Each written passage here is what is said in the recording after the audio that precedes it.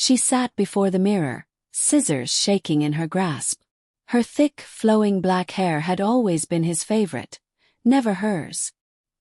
He used to run his hands through it, saying it was what he loved most about her. She used to smile and act like she agreed. But tonight the strands felt like a burden, like shackles. Her eyes, swollen from crying, stared back at her. Her chest rose and fell quickly. Then she cut. The first chunk dropped with an odd sense of finality. It landed in the sink, curling up like something lifeless. He paused, heart pounding. A rush of something fierce surged through her. Before she could stop herself, she cut again. And again. Tears streamed down her face as she kept slicing.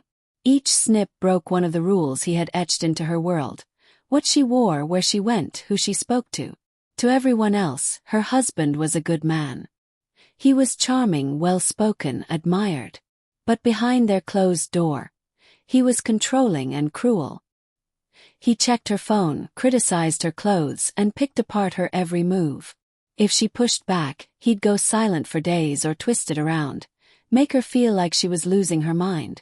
She'd tried to leave once. Bag packed, hand on the doorknob, until he found her and collapsed in tears. Begging. He promised change. Therapy, kindness, freedom. She wanted to believe him. She always did.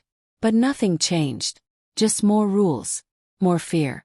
That morning he grabbed her wrist. Her crime. Smiling at the delivery man. "You humiliated me," he growled. And that night he mocked short-haired women, said they looked cheap, weak.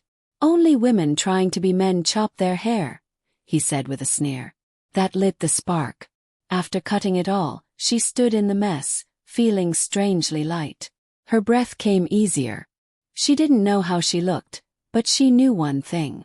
She no longer looked like his. She looked like someone else. Someone freer.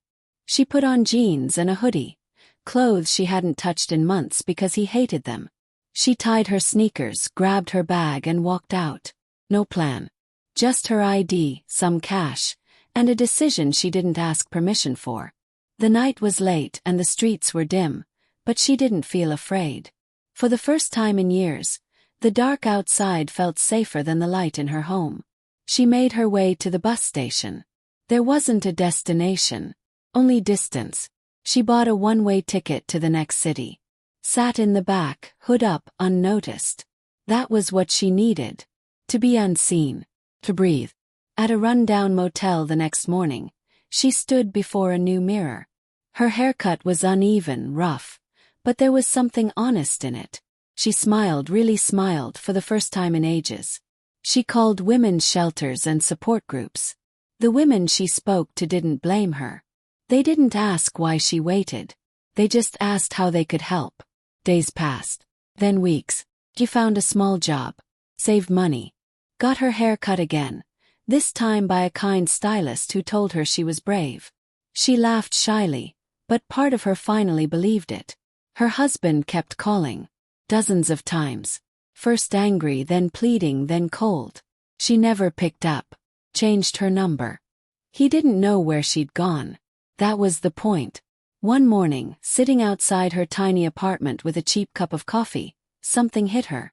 The haircut wasn't about looks. It was about taking back what was hers. Her body, her choices, her life. She hadn't escaped with a suitcase or a battle. She escaped with a pair of scissors and a moment of courage. And that was enough.